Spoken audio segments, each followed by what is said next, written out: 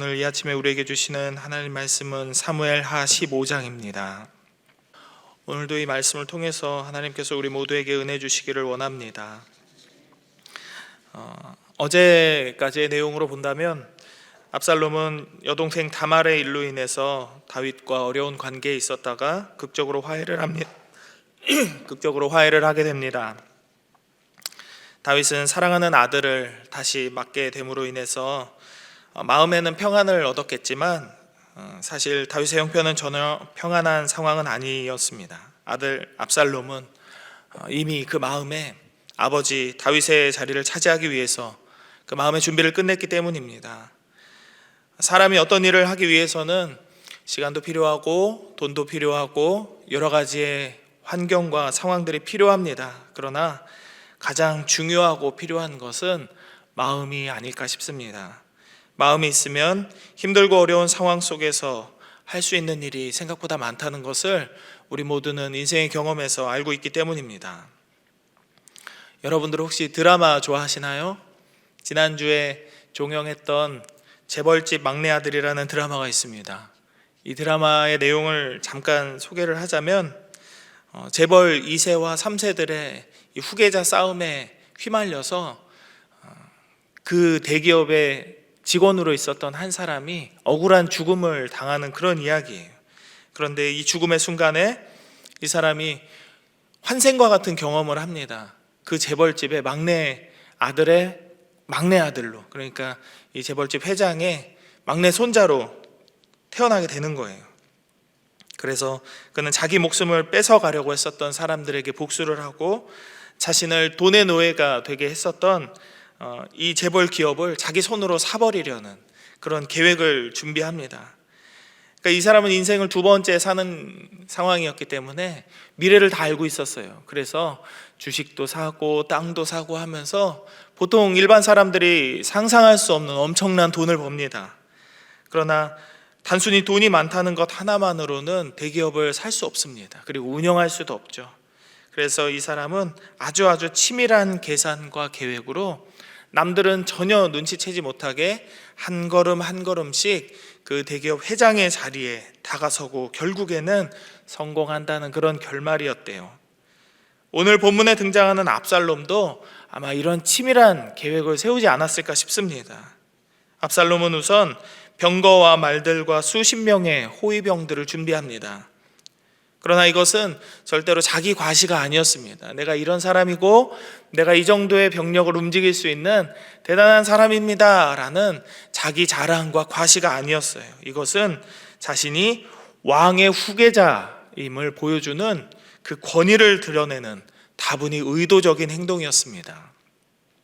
그리고 그 다음으로는 왕에게 찾아가는 백성들의 고충을 중간에서 낚아채기 시작했습니다. 왕을 찾아오는 사람들을 왕이 시키지도 않았는데 압살롬이 성문 앞에서 만나기 시작했던 거죠. 백성들의 고충을 중간에서 들어주고 해결해 줌으로써 왕과 백성들의 마음을 갈라놓고 실제로는 아버지 다윗에게 허락받지 않았던 왕의 자격으로서의 이 민원 해결을 통해서 자신이 왕이다라는 사실을 알렸던 것입니다. 이런 과정 속에서 다윗을 사랑하던 백성들의 마음은 어느덧 압살롬을 향하게 되었습니다. 그리고 압살롬은 4년 만에 자기 계획에 정점을 찍는 행동을 합니다. 여러분, 4년입니다. 4년. 4일도 아니고 4주도 아니고 4달도 아닙니다. 천천히 눈에 보이지 않는 아주 작은 움직임으로 다른 사람은 전혀 생각조차 할 수 없는 놀라운 계획을 이 압살롬은 무려 4년을 치밀하게 계획하고 행동했습니다. 그리고 아버지에게 당당하게 제가 서원한 것이 있어서 헤브론에 좀 다녀오겠습니다 허락을 받은 후에 그는 이스라엘의 왕으로서의 행보를 시작했습니다. 이 과정에서 반역이 일어나게 되고 다윗과 그의 신복들은 더 이상 자신들의 위치가 안전하지 못함을 알고 도망을 치게 되었습니다. 도망칠 때 후궁 10명과 제사장 사독 아비아달 그리고 왕의 친구인 후세와 같은 몇 사람을 남기고 다윗은 그저 무조건 도망쳐야 된다, 도망길에 오를 수밖에 없었습니다. 우리는 오늘의 본문 안에서 두 가지 메시지를 들을 수 있게 됩니다. 첫째는 사람의 눈에 보이는 것으로 모든 것을 판단해서는 안 된다라는 사실입니다. 이스라엘 백성들은 자신들의 어려움과 고충을 다윗, 그러니까 그때 세워진 왕에게 전하고 이 고충을 들어주십사 민원을 제기하기 위해서 찾아가던 중에 압살롬을 만났습니다. 그때 압살롬은 아주 치밀한 계산 속에 사람들의 마음을 훔쳤습니다. 왕에게 찾아오는 사람들에게 자신의 위험을 아주 세련된 군사들의 제식을 통해서 보여주고, 불평과 불만을 가지고 왕을 찾으려는 사람들에게 너의 행사가 옳다라고 위로의 말을 전하면서 절하려는 사람들의 손을 붙잡고 입을 맞춤으로써 내가 너의 친구이다, 나는 너와 같은 보통 사람이야 라는 이런 아주 낮고 겸손한 태도를 보여줌으로써 백성들의 마음이 이 사람이 진짜 왕이구나, 이 사람을 선택하면 내 삶이 달라질 수 있겠구나 라는 착각을 갖게 만들었죠. 백성들의 무지와 악함은 바로 여기에 있었습니다. 압살롬이 반역의 죄를 범한 것은 분명한 사실이지만, 그렇다고 백성들이 압살롬에게 완전히 속기만 했다거나 모든 것이 압살롬의 잘못이었다라고 말할 수 없는 것은 바로 여기에 있습니다. 우리는 이스라엘에서 압살롬을 통해 반역이 일어나게 된 것에는 백성들의 동의와 선택이 있었다라는 사실을 잊어서는 안 됩니다. 일찍이 선지자 사무엘은 왕을 세워달라는 이 백성들에게 이렇게 말했습니다. 너희들이 왕을 요구하지만 왕을 세우게 된다면 너희의 자녀들, 너희의 재산, 너희의 땅, 너희의 모든 것을 왕을 위해서 바쳐야 하는데 그래도 괜찮아? 라고 사무엘이 경고했었습니다. 그러나 그때 백성들은 듣지 않았죠. 그래도 우리에게는 왕이 필요합니다. 왕을 세워주십시오. 옆에 나라에는 다 왕이 있고 다른 민족들에게는 다 왕이 있는데 우리는 왕이 없어서 이런 수모를 당하고 이런 어려움 속에서 살고 있습니다. 우리를 지도할 왕을 세워주십시오. 고집을 부렸었죠. 그 결과 불과 두 번째 왕이었던 다윗의 때에 온갖 불평들이 백성들의 입에서 쏟아져 나오기 시작했던 겁니다. 그런 상황에서 백성들은 압살롬의 이 잘생긴 외모와 그가 가진 군사력, 그리고 그의 마음 씀씀이를 보고 마음을 빼앗겼던 것입니다. 자신들의 편을 들어주면서 공정한 심판자임을 자청하는 압살롬의 감언이설에 반역을 도울 마음을 굳혔던 것입니다. 잠언 4장 23절에서는 그 어떤 것보다도 우리의 마음을 지킬 것을 말씀하고 있습니다. 생명의 근원이 마음에서 나기 때문이다 라는 이유에서였습니다. 그러나 이 말은 불교에서 말하는 일체유심조를 말하지 않습니다. 모든 것이 마음먹기에 달렸다라는 이런 인간적인 생각을 말하는 것이 아닙니다. 인간의 마음 자체에서는 생명의 기운과 같은 그 어떤 선하고 긍정적인 것이 나오지 않습니다. 그러나 우리의 마음이 하나님을 향해 있고 하나님의 말씀 안에 우리의 마음이 있다면 어떤 상황 속에서도 하나님께서 우리를 지키실 것이다 라는 그런 말씀인 것입니다. 그래서 우리의 마음이 다른 것이 아닌 하나님을 향해 있기만 한다면 우리가 생명을 잃지 않을 것이다 라는 그 말씀이 잠언 4장 23절의 말씀인 것이죠. 하지만 이스라엘 백성들은 하나님의 말씀이 아닌 눈에 보이는, 좋아 보이는, 와 대단하다, 저렇게 멋있는 사람이 저렇게 따뜻한 마음을 가지고 저렇게 세련된 군사들의 어떤 지휘력을 가졌구나, 이 눈에 보이는 좋은 것들, 그리고 자기 마음을 편안하게 해주는 어떤 압살롬의 태도를 보면서 이것이 좋은 것이야 라고 백성들은 선택했다는 겁니다. 그래서 이스라엘에는 돌이킬 수 없는 반역이라는 악이 나타나게 되었고, 그 악을 저지른 압살롬은 결국 죽음에 빠질 수밖에 없었던 것입니다. 오늘 우리에게 주시는 두 번째 메시지는 마음을 지키는 사람은 결국 하나님의 일을 이루어내고 자신의 생명도 지켜낸다라는 사실입니다. 다윗이 피난길에 오를 때 남겨진 사람을 살펴본다면 후궁 10명과 제사장 사독 아비아달, 그리고 왕의 친구 후세와 같은 사람들입니다. 모두 왕에게는 측근들이고 중요한 사람들이었습니다. 오늘 본문 이후에 등장하는 내용이지만 후궁 10명은 다윗의 아들인 압살롬과 백주 대낮에 많은 사람들 앞에서 동침을 했다라는 내용이 이 성경에 기록되어 있습니다. 이것은 단순한 정욕을 푸는 일이 아니라 다윗의 자리, 왕의 자리가 압살롬에게로 옮겨졌다라는 것을 만천하에 알리는 일종의 행사요, 이벤트였습니다. 우리 모두는 성인들이기 때문에 이런 사실을 알고 있죠. 남녀 중 어떤 한쪽이 억지로 혹은 강제로 힘을 써서 동침을 하려는 것을 동침했다라고 표현하지 않는다는 사실을 우리 모두는 알고 있습니다. 한쪽이 위력을 사용해서 동침을 하려는 것을 우리는 동침이 아닌 강간이라고 표현하죠. 이런 관점에서 본다면 후궁들은 자신들의 마음을 압살롬에게로 열어서 적극적으로 압살롬과 동침했다, 압살롬에게 협조했다라고 볼 수밖에 없는 것입니다. 다윗의 후궁은 모두 10명이었습니다. 그들은 모두 한 자리에서 같은 시간에 압살롬과 동침을 했습니다. 단순히 자기 목숨을 구하기 위한 핑계였다고 말하기에는 몹시도 비겁하고 나쁜 행동이었음을 부정할 사람은 아무도 없을 것입니다.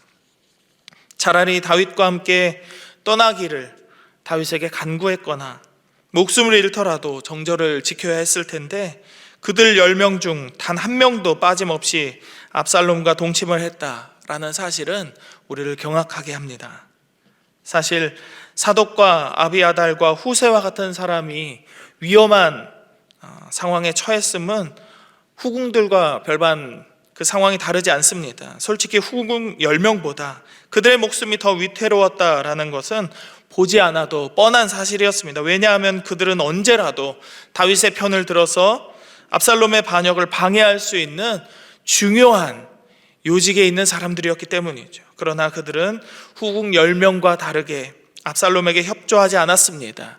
위험한 상황 속에서도 지혜롭게 말하고 조심스럽고 세밀하게 행동하면서 후위를 도모했습니다. 그러다가 하마터면 아히도벨이라는 사람에게 계획을 들켜서 다윗과 그를 따르는 모든 사람들이 죽을 뻔하기도 하였지만 이 사람들은 자기들의 마음을 바꾸지 않았습니다.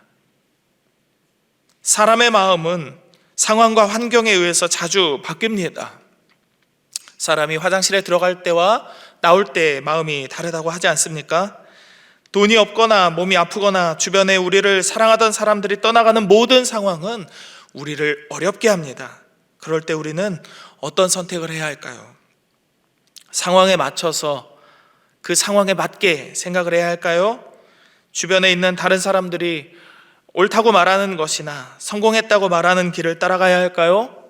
성경은 단호하게 우리의 마음을 지켜 좌로나 우로나 치우치지 않아야 한다라고 말씀하고 있습니다. 후궁 10명과 사독의 무리들은 모두 남겨진 사람들이었습니다. 모두 다 생명의 위협을 받을 수 있는 어려움에 처했던 사람들입니다. 그러나 후궁들은 상황에 따라 행동했고 사독의 무리들은 자신들이 옳다고 여기는 믿음의 일들을 행했습니다. 그 결과 결국 후궁들은 생명은 건졌지만 다윗에 의해서 버려지게 되었고 사독의 무리들은 다시금 자신들의 자리와 직분을 회복해서 하나님의 영광을 위해서 살아갈 수 있게 되었습니다. 믿음은 자기 삶의 어려운 상황 속에서 가장 잘 나타난다는 이야기가 있습니다. 모든 상황 속에서 눈에 보이는 것에 마음을 빼앗기지 않고 마음을 지킬 수 있는 우리 모두가 되기를 주의 이름으로 축복합니다.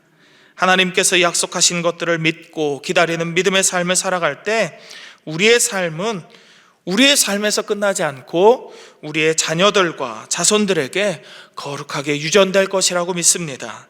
이 믿음으로 오늘을 살고 우리와 함께 하시는 하나님의 은혜를 기다리는 거룩한 백성들이 되시기를 다시 한번 주의 이름으로 축복합니다. 함께 이 시간 기도하겠습니다. 먼저는 말씀을 기억하시면서 눈에 보이는 것에 마음을 빼앗기지 않고 오직 주의 말씀으로 살아가는 우리의 삶이 되게 하여 주옵소서 기도하십시다. 그리고 그 다음으로는 영성주간을 보내고 계시는 담임 목사님에게 주의 성령을 풍성하게 부어주셔서 하나님의 지혜와 능력을 충만하게 채우시는 은혜가 오늘도 가득하기를 위해서 기도하시겠습니다. 함께 기도하시겠습니다. 하나님, 오늘도 이 새벽 단잠을 깨워주시고 우리가 말씀 앞에 나와서 하나님께 기도하며 이 하루를 시작할 수 있도록 은혜를 주심에 감사를 드립니다. 주님, 우리가 어떠한 상황 가운데에서도 우리의 마음을 우리 눈에 보이는 것에 빼앗기지 않게 하여 주옵소서. 우리가 느끼는 감각과 환경과 생각에 우리의 마음을 빼앗기지 않게 하시고 오직 우리의 마음을 하나님에게로 향하게 하시고 하나님을 바라는 믿음의 백성들이 되게 하여 주셔서 하나님, 눈에 보이지 않을지라도 믿음으로 하나님께서 주시는 약속들만을 믿고 따라가는 믿음의 삶을 살게 하셔서 주여, 우리가 모든 상황 가운데에서 믿음으로 승리할 수 있기를 소원하오니 주의 성령으로 우리를 충만하게 채워 주시옵소서. 연약한 우리의 믿음을 강하게 하시고 부족한 우리의 믿음 가운데 하나님의 능력과 은사들을 부어주시옵소서. 하나님이 모든 상황과 힘든 어려운 일들을 이겨낼 수 있게 하시고 하나님께서 우리와 동행하고 하나님께서 우리에게 말씀의 약속을 이루어주시는 약속을 성취하시는 하나님임을 우리의 삶을 통하여서 모든 이들에게 나타내는 믿음의 삶을 살게 하여 주시옵소서. 하나님, 영성주간을 보내고 계시는 담임 목사님을 위하여 기도합니다. 하나님, 오늘도 주의 성령으로 충만하게 기름 부어 주시어서 하나님의 말씀이 목사님에게 넘치게 하시고 하나님의 능력과 은사가 넘쳐나게 하시고 내년 한 해를 준비하는 과정 가운데에서 하나님의 지혜가 가득하게 하여 주시어서 하나님께서 보여주시는 놀라운 계획과 은혜를 하나님 모든 성도들에게 나누고 이 교회를 통하여서 하나님의 사랑과 은혜를 많은 이 지역 주민들에게 흘려보낼 수 있는 믿음의 사역자로 살게 하여 주시옵소서. 주님, 우리 모두의 삶을 하나님에게 올려드립니다. 하나님, 오늘의 이 하루를 하나님께서 붙들어 주시옵소서. 사랑의 하나님, 오늘도 말씀 가운데에서 이 하루를 시작하게 은혜를 내려주심에 감사를 드립니다. 바라옵기는 하나님, 우리의 삶 속에서 아무리 힘들고 어려운 일들이 있다 할지라도 우리의 마음을 어렵게 하고 낙심케 하는 어떠한 상황들이 있다 할지라도 하나님의 말씀 안에서 우리가 좌로나 우로나 치우치지 않는 믿음의 삶을 살게 하여 주시옵소서. 눈에 보이는 것에 우리의 마음을 빼앗기지 않게 하시고 눈에 보이지 않는다 할지라도 하나님의 말씀 앞에 정직하게 신실하게 반응하는 우리의 삶이 되게 하여 주시옵소서. 영성주간을 보내고 계시는 담임 목사님을 위하여서도 기도합니다. 영육간의 강건함을 허락하시고 모든 계획 가운데 하나님의 은혜와 지혜가 풍성하게 넘치게 하여 주시고 하나님께서 좋은 마음 주시어서 날마다 기도하는 가운데 더욱더 하나님의 마음을 더 깊이 알아가며 하나님과 동행하기를 멈추지 않는 우리 목사님 되어주셔서 하나님께서 이 교회를 위해서 세우신 모든 계획을 목사님을 통하여서 그리고 세워진 사역자들과 우리 성도들의 삶을 통하여서 이루어내는 복된 우리 광양제일교회 될 수 있도록 하나님 은혜 내려 주시옵소서. 기도하는 모든 간구들이 있습니다. 오늘의 모든 기도의 제목들 가운데 응답하여 주시기를 또한 간구하며 환우들의 삶과 어려움에 처한 모든 이들의 삶을 하나님께서 회복시켜 주시기를 또 한번 간구하며 거룩하신 예수님 이름으로 간절히 기도드립니다. 아멘.